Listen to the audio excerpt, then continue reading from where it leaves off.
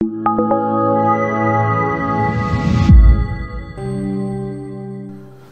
Aleichem. It's Chol Hamoed Pesach. It's Thursday, Tov Yud Zayin Nisan. Tomorrow is Chai Nisan, which is the day of the Rebbe's Bris. It's also the day of the birth of the Rebbe's father, Reb Leivik. And our schedule has been disrupted by many things. Most significantly, our schedule has been disrupted by the fact that we made a new website that we launched, but we're having a lot of technical trouble with uploading new classes and things of this sort.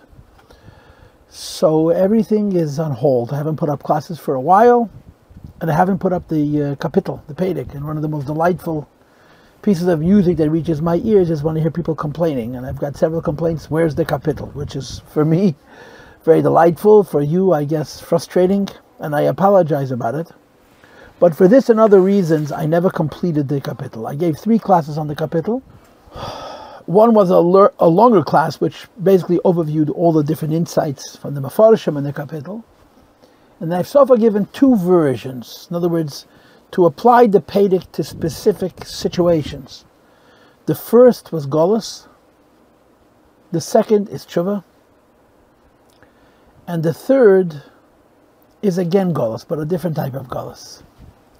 This round, this class on the Maimer is going to reflect, I suppose, more than anything else, the Rebbe's Sichas. The Rebbe has Sichas on this Pedic, which he spoke when by the Rebbe Rashab was Kapitel Kuf Chav Gimel, which is like Tafshin Mem Gimel or something like that. And the Rebbe spoke about the Kapitel. And Kedat Gebat Kodesh, the Rebbe went through all of Torah and came to how that Pedic speaks to his Inyan, which is the Inyan from Dalai Golos, going out of Golos. So we're going to learn the Kapitel one more time. And this time, the focus in the Kapitel is going to be on the idea that Yid has to go out of Golos. But not necessarily because Golos is bad. But not because Golos is difficult, but because Golos is inherently and essentially bad. As we all know, the famous Maimer, Behei HaYedi of the Rebbe, the Maimer Vata Tetzaveh, where the Rebbe discusses the notion of Kosis Lamoyer. And Kosis Lamoyer means that when a Yid is squeezed, when a Yid is gedrikt, when a Yid is kvetched, he's crushed. Lamoyer reveals the deepest levels of the neshama, reveals the Yechidish HaBenefesh. So the Rebbe in the Maimer Vata Tetzaveh says that there's 2 Kosis Lamoyers, there's 2 Kosis Lamoyers. There's 2 V'kibel HaYehudim, and accordingly there's 2 Kosis Lamoyers. The first Kosis Lamoyer is the Golos of Anius, which is called Mitzrayim in the Pasuk, where the Jewish people are suffering materially and spiritually because their lives are exhaustively difficult because of Sinas Yisrael v'chuli v'chuli. And the Yid is crushed because of the Tzaros HaGolos. And the pain of the Tzaros HaGolos reveals the P'tibiyas HaNeshama, the Yechidish HaBenefesh, the Moer. And it comes out in the form of Mesiras Nefesh. But then the Rebbe says you have after the Nes of Purim, when the Jewish people are redeemed and relieved, and Faket, they find themselves in a very elevated situation, except for one point, that Akati Avdei Achashverosh Hanan, that the Jewish people find themselves still in Golos. And then there's a Kosis Lamoyer from the very fact that the Jewish people are in Golos, even if it's the most comfortable of all Galiyas. Because the Rebbe explains in the Maimer in Pedic Tes, Gili Elikus Negei Etzem Mitzvah, the idea that godliness needs to be revealed, touches the Etzem Mitzvah, the very essence of the form of a Jew. And since Gili Elikus Negei Etzem Mitzvah, the fact that Elikus has not been Gilui is reason enough for Kosis Lamoyer. The fact that Mashiach isn't here, and the Beis HaMikdash isn't built. And as the Rebbe brings in that Pedic, Mi shalei nivne Beis HaMikdash b'yamav ki'ilu v'chulu. If the Beis HaMikdash is not built in our time, as if it was destroyed in our times, and of course the Rebbe is so careful to speak b'lashon nekiyah. So the very fact that we're in Golos, even if the Golos is very comfortable, and Vaker, the Rebbe adds even more, it's possible that for this particular person there was no Churban Abayis like it's brought down originally from the Alter Rebbe. Yet there were certain tzaddikim that Lagavi whom the Beis HaMikdash was never destroyed, and the example that's brought is Kamei Reb Shimon Bar Yochai. By some tzaddikim there never was a churban and a Golos, and they're also in Golos. They're in Golos because other Yidden are in Golos. And like the Rebbe explains in that Maimer, that if godliness is revealed in a way that reflects Geula, by definition, it's B'chol Mokim B'Shav. It's the same everywhere. And if he's revealed in one place, or in most places, and he's not revealed in another place, or even if it's a Pinach Yidachas, that's a proof that even the place where the Eibush is revealed, it's not the highest Madregas, because if it were to be the highest Madregas, then it would have to be all over universally the same, revealed without any constraints. And that's how we're going to be reading this page, the Shir HaMales, the David, Shir HaMales, Elechan Asosias Einai, that a Yid is crying out from Golos. But in contrast to the Golos we talked about in the second Shir, where the Golos is terrible, we're describing a Golos which is wonderful, materially and spiritually. But the very fact that a Yid finds himself in Golos creates in the Yid the Koses Lamar, that he cries out from the Yechidish Benefesh. And therefore you have this notion of Elechan Asasias Einai, as we explained in the classes, of course based on what says in the Zohar and the Rebbe Sichos and so on. And this of course is consistent with the idea that the Rebbe brings in so many Mamorim and Sichos, L'chol b'nei Yisrael ha'yo'er b'meshveisam. As Niletz the Teg under the Goyim from Golos, last days and last minutes of Golos, Yidden are still in Golos, and there's oyer b'mesh, although Yidden are still in Golos, there's oyer b'meshveisam, there's light in the Golos where the Jewish people live. That's how it was when Yidden left Mitzrayim. And the Rebbe explains that's how it is immediately before the coming of Mashiach. Now, I don't like to speak to current events because I'm not a Novi, and I'm not a politician, I'm not a military person. But this year, Tafshin Pei Daled, Shasa Ibur, is a very, very difficult year for the Jewish people. And it's a year of great uncertainty for the Jewish people, especially what's happened in the last week and a half or so, where Iran got involved directly. And I remember by the Siyam Rambam, Rabbi Butman, Zagazunza, and Mullah Butman spoke about the Bonai Al Tisro, Kol Ma Shasisi Leisisi Ela Bishvilchem, Anovim Igi Ezman Gulaschem.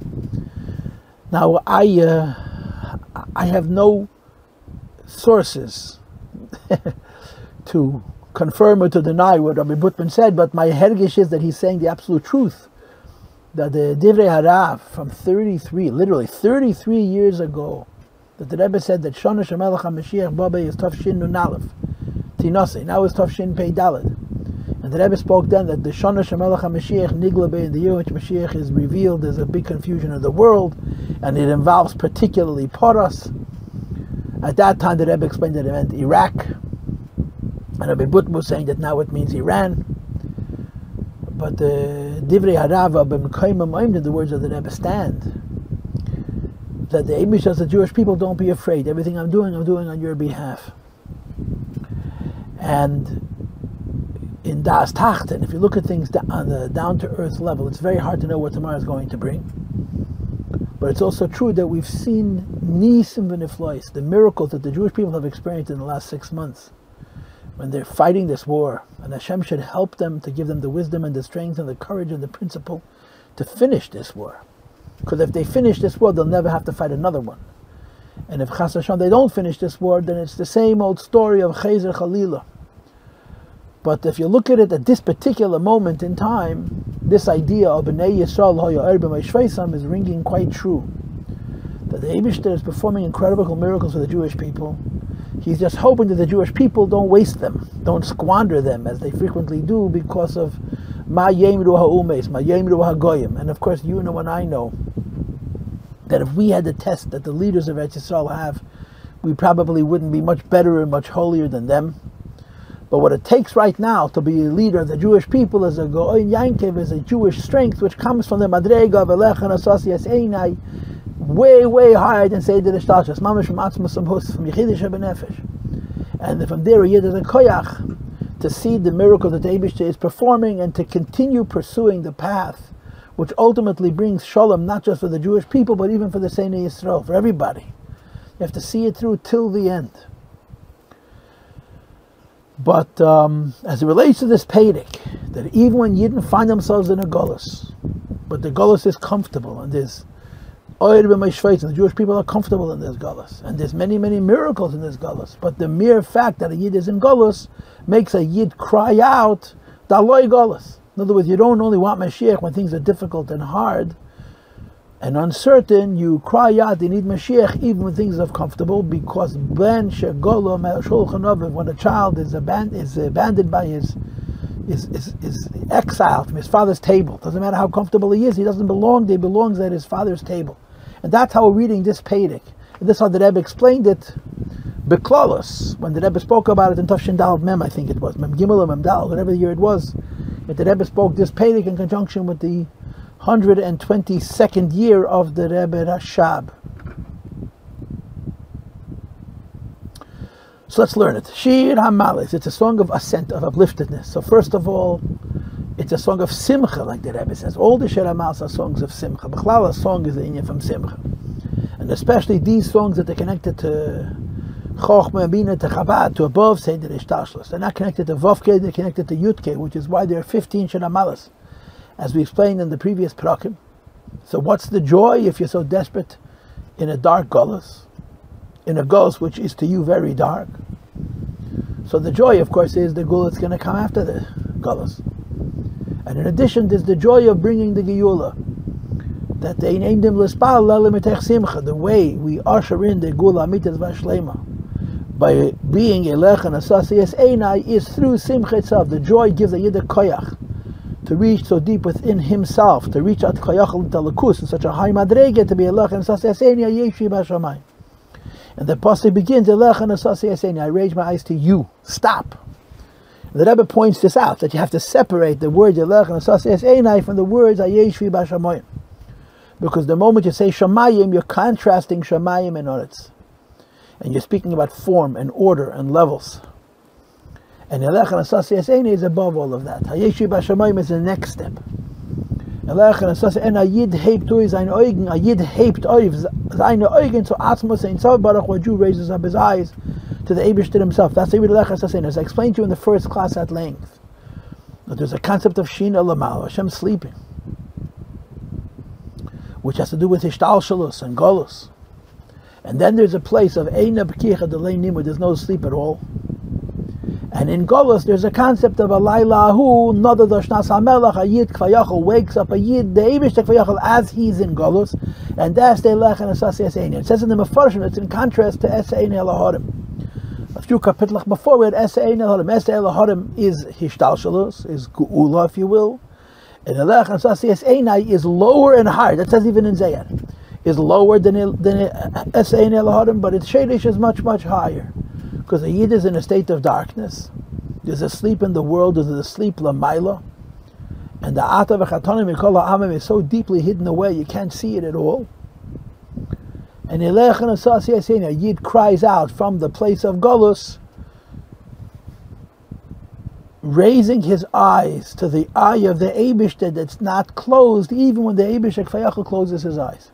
Even in Zman HaGolus, where there's a concept of Shina Lamaila, this eye is open, and the Yid is reaching out with his eye to touch the eye Lamaila, and to create an arousal from the Eibishter to bring the Gula Amitis Vashlema. And you could add, if you will, that this the best way to reach so deep into a person's self, to be Elech and Asasiyas Einai, to raise up his eye, his Atzmas, his Pnimius, the deepest levels of his neshama, to touch the eye, Shalamayla, is through Simcha.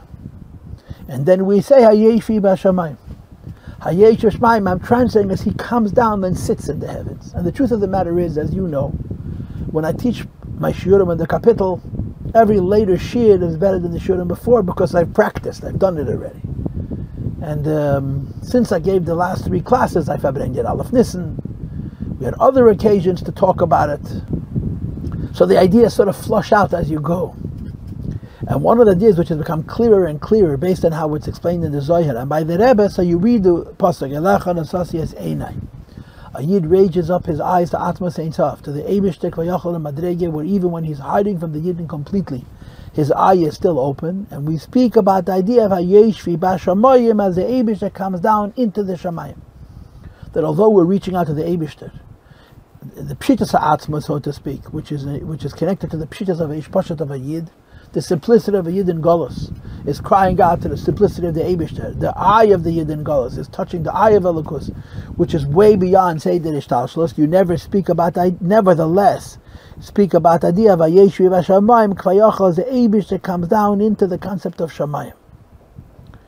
Because in everything, even in Zman HaGolus, there's Avodah.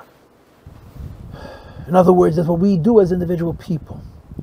And what we do in terms of our personal and individual relationships with the Eibishter. And as far as this is concerned, the personal and individual involvement of a Yid with the Eibishter, we bring things down into order. Because we bring things down into our lives. And that's the Hayeshi Bashamayim. The Eibishter sits in the heavens and has a relationship with the earth in the kind of way where the earth is beneath the heavens and the heavens is above the earth. And above the earth doesn't just mean higher than the earth, it means higher and in relationship with the earth. So although in Zman HaGolus, the essence of the relationship between Yid and the Eibishter is Elech and Asasias Einai, in terms of Avodah, there's the idea of a Yeshi Bashamayim. Like the Rebbe explains, that there is the question, Hashem is everywhere. So why would you make reference to the idea of Hayeshi Bashamayim? And the Rebbe makes several points in answering that question. The first point the Rebbe made to answer that question is the idea that it says in the Mishnah that V'chinochash meimis einochash machaya ela kol zman sheYisrael mistaklim klapi mayla klapi shmaya laviyim shabashamayim misrapim. Right, this Rashi brings in a Chumash in Pashas Chukas. Hashem told Moshe Rabbeinu, "Say lechem nochash, make a serpent." And Moshe Rabbeinu understood himself to make the serpent that of kapet, lashon nefel al lashon, and he put it on a nace, on a high position. V'hibit, you'll look at it and you'll see it, and you're going to be healed and you're going to be cured, and so forth and so on. So that the Chazal asked the question, and Rashi brings it, "V'chinochash meimis enochash machaya." Does the Nachash give life? Does the Nachash give death? So the answer is the Eibishter is Bashamayim. Now of course the Eibishter is not Bashamayim, the Eibishter is everywhere. But in Avodah, the Eibishter is Bashamayim. In other words, in our life Hashem is Bashamayim. That means to say, the real truth is Ein Eid Muvadeh. Hashem is, there's no place where He is not. Leis Asar Poni Minei. And His presence is not only everywhere, His presence is everywhere the same. But in terms of our life, there is the heaven of our life and there's the earth of our life. There's the higher levels of our life and there's the lower levels of our life. There's the parts of our lives where we're at peace with Avodas Hashem, and there's parts of our lives where we're struggling with Avodas Hashem. And the parts of our lives and the levels of our lives where we're at peace is called the heaven within us. And the place where we struggle is the audit, and that's the meaning of mistaklim klape maila. Royim mistaklim. When a Yid looks heavenward, when a Yid finds the best within himself, so that's a healing and that's a cure. So we point out that although the nature of the tefillah of a Yidden for the Geula Amitas Vashleba, we want Mashiach now, as we sit in the goals of Ashiras, and the only issue is Kosas Lamoid, a Yid is in Gan since the trace, so the Jew is altogether shaken up from them alone, that he finds himself in Golus, and Gila Lakus the Gay lets him its use, and the Eibush is not revealed in the whole world. There's the Hayeshi Bashamayim, the way it plays down and Avodah plays out, and the Avodah of a Yid is Hayeshi Bashamayim, and the Eibush that comes down to the level of Shamayim, and the Yid has to remember that he has to look to Shamayim. Not because Hashem is in Shamayim, not in Oretz, but because in Avodah that's how it is. A Yid looks to the heavens, a Yid looks to his connection to the Eibush which is above him. In other words, that in addition to crying out to the Eibishter for the Geula Amitas Vashlema, there's the avodah of redeeming ourselves, so to speak, of the personal Geula. That's reaching out to the Yeshi Bashamayim. This is one idea that the Rebbe brings. And the other idea that the Rebbe brings is this notion that says in Chazal, it's brought in so many Mari Chasidus. HaMispalel tzarech liyes einav le tzarech litenu liyes einav lamata v'libe l'mayla. When one davens, your eyes have to be downcast. You have to look at the ground, not to look around. But your heart has to be in the heavens. Meaning to say, although when you daven, you're not looking at the world, your idea is that you're reaching up to the Eibishter, which is in the heavens. And it's explained in Chassidus, this is the concept of Erotzei V'Shev. In Avodas Hashem, there's a constant need for motion.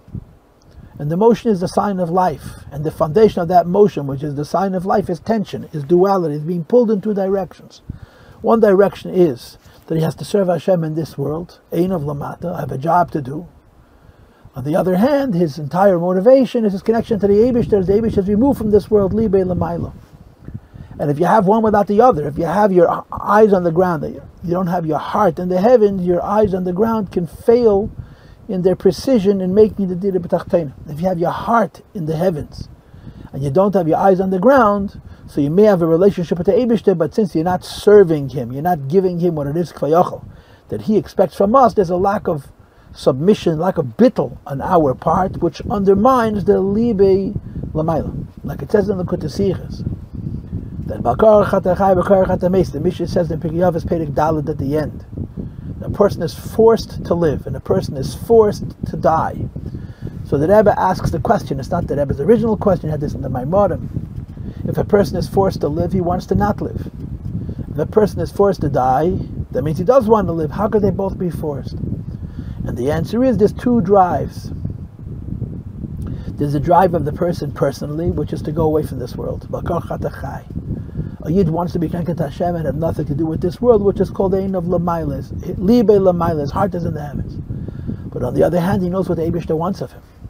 And the Eibishter puts him in this world, to do his part, to do his piece of the part, to do his shtickle. From Lasas Leis Barach Dira B'Tachtein. This is called Ein of Lamata.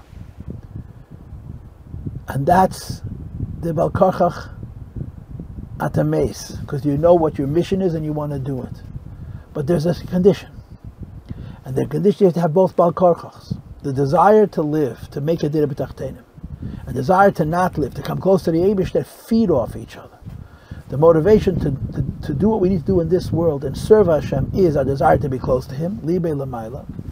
And the credibility, the truth of our desire to be close to the Eibush is our willingness to serve Him even at our own spiritual expense, Ein of Lamata.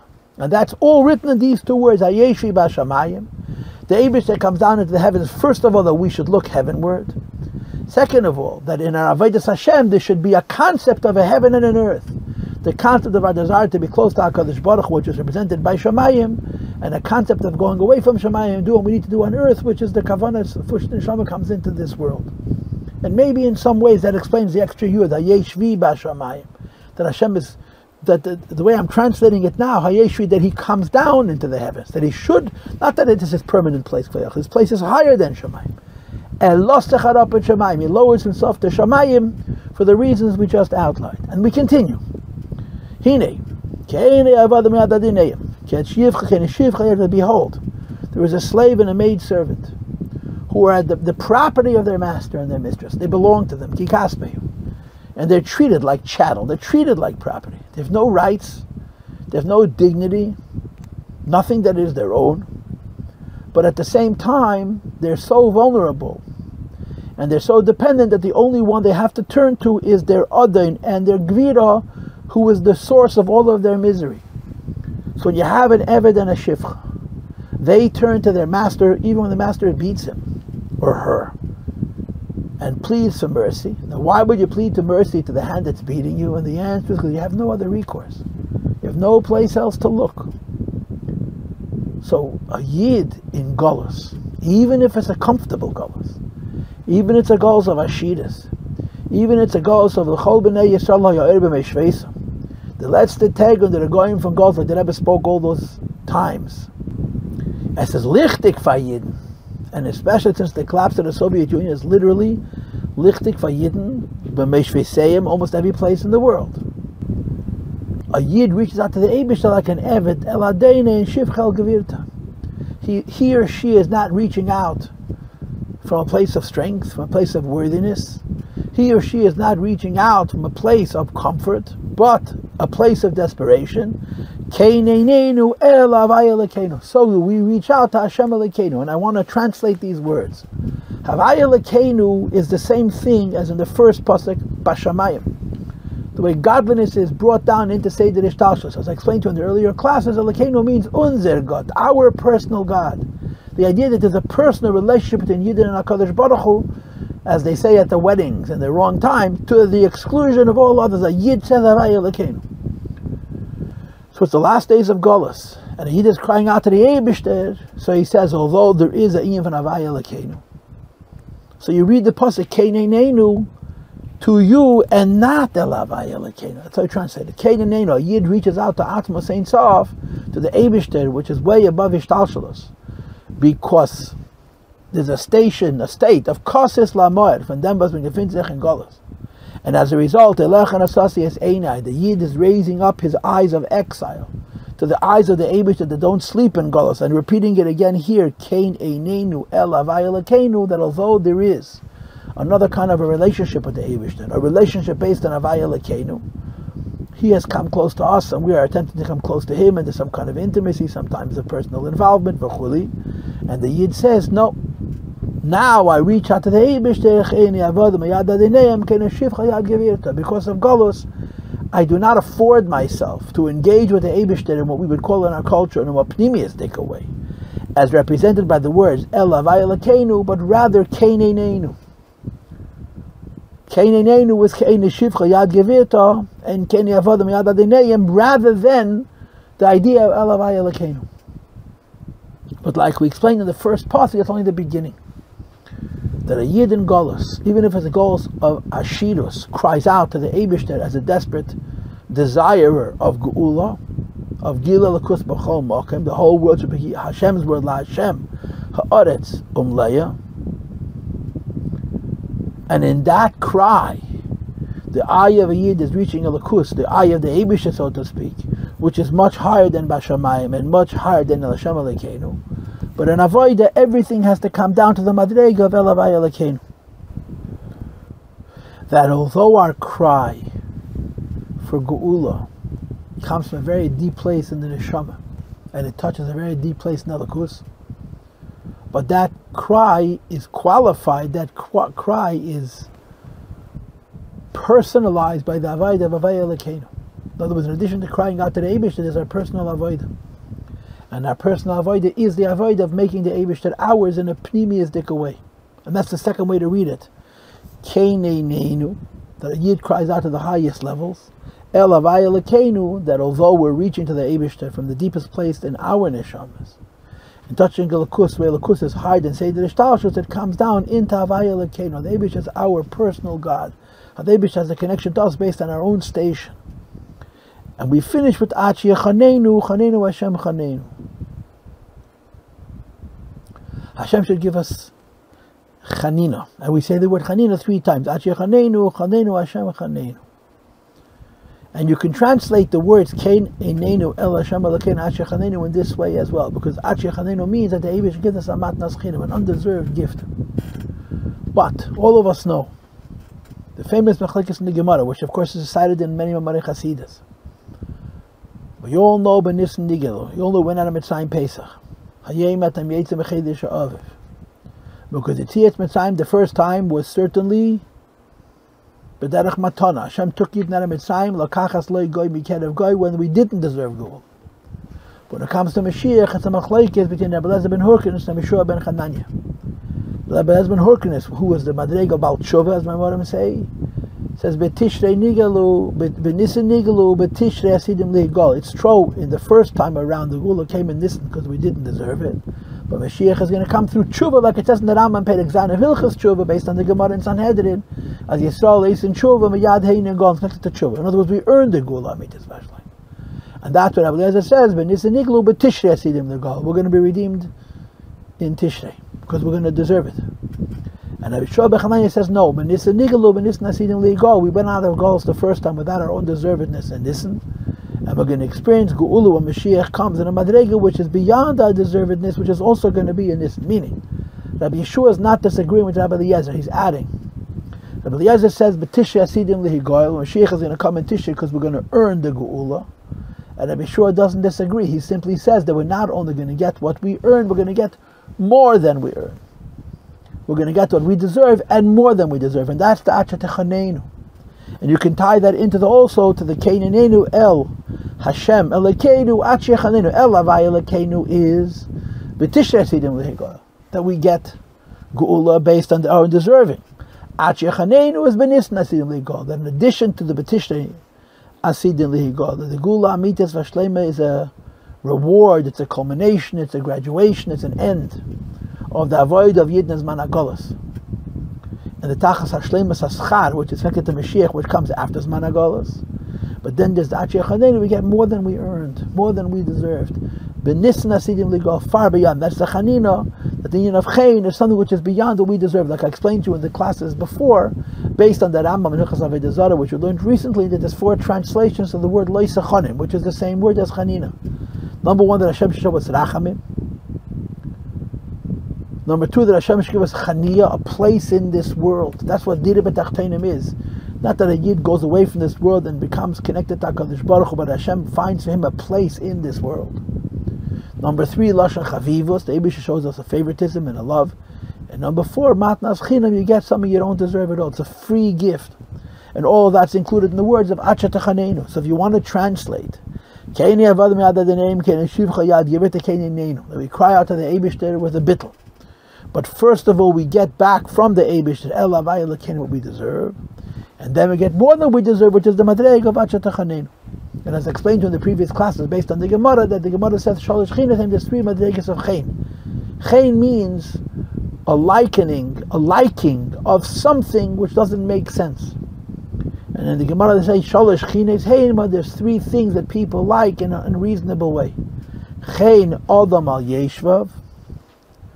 A person likes the place he lives, even if it doesn't deserve to be liked.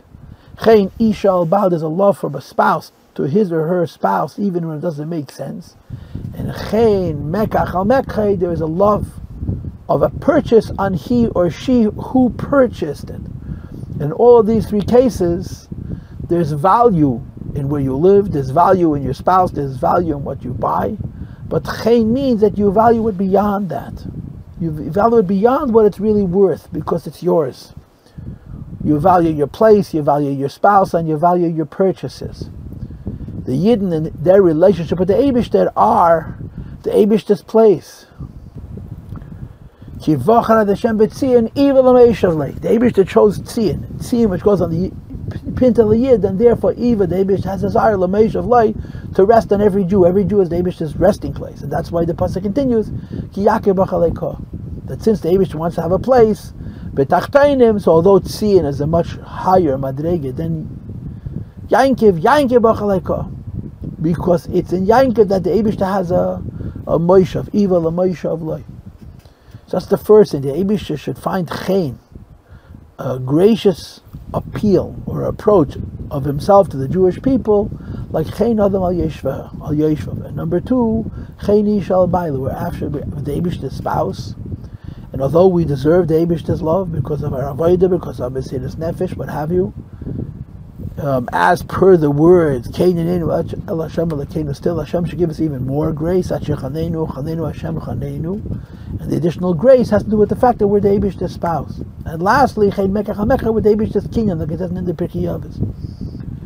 So we cry out in the end of Golus, even if it's a very comfortable Golus. But the very fact that Kosas Lamoyer creates in us a desperate desire for the Gula Amitis Vashlai by the Mashiach Tzidkeinu, and we become, in spite of whatever worthiness would have, whatever deservedness would have, whatever merits we have, and we ask the Eibishter for Chanina on 3 levels. And we continue with a key. Why are we asking for these 3 Chanines? Why are we asking for Matnas Chinam? Why are we not reaching out to the Eibishter with our Zchusim, but rather, the answer is because we've suffered shame. And here again, there's 3 expressions of shame. Number 1, we've been satiated a lot with shame. Number 2, we've been sated by a lot of shame.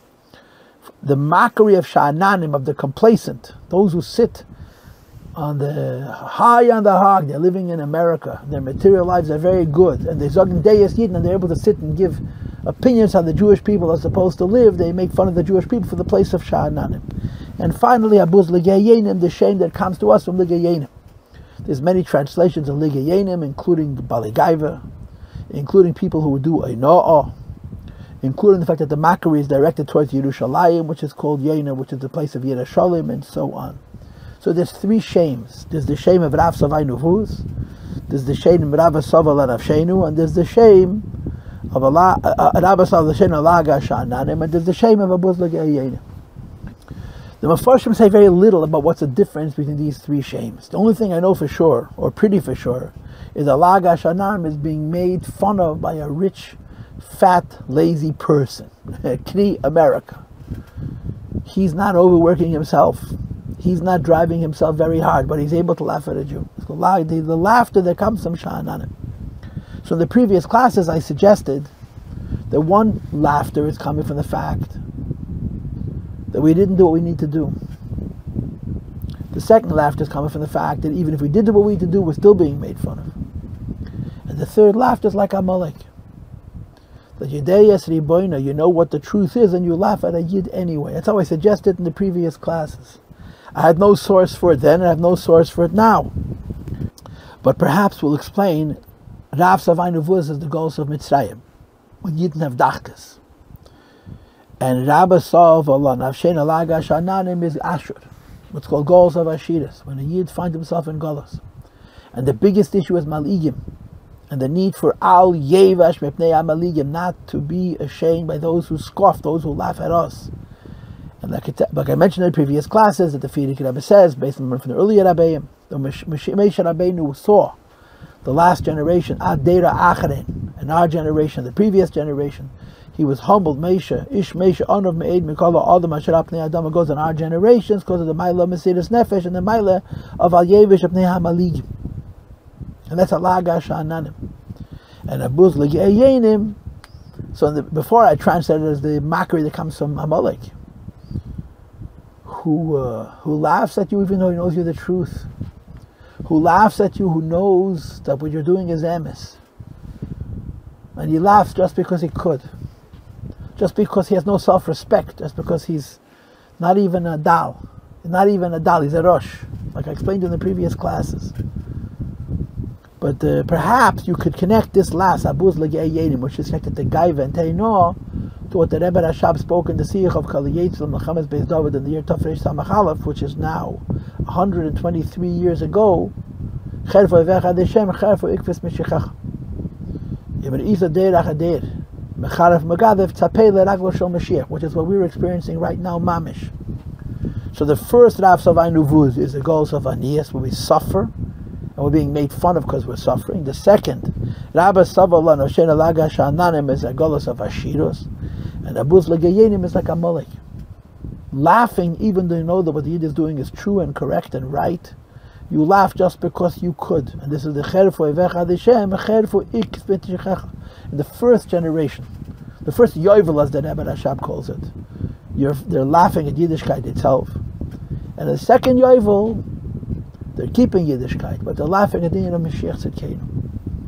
And because of these three cherpa, because of these three voice, Rav Savanu Vuz, Rabba Savala Navshen Alaga Sha'ananim, Abuz L'Ge'ayenim, we're asking the Eibishter for Achi Chanenu, Chanenu, the Shem Chanenu, 3 times Matnas Chinam, to give us the Gula Amitas Vashleim, and not based on our own deservedness and our own worthiness and our own avoida, but from the Madreg of Eine P'kicha Deleinim. This is my 4th class on the kapitel. Now, if I do a 5th class, which I doubt, I'll simply go back and translate it again. But in the meantime, for now, this is it. The Rikis of Chaga Pesach Kosher V'Sabeach.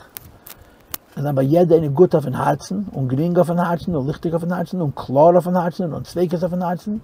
Und man soll sich sein mit den Reben, und sicher sein zu der Gula Amitas war schleim, bei dem Mashiach Tzidkeinu, take it from a Yad Mamish now. A guten Moed.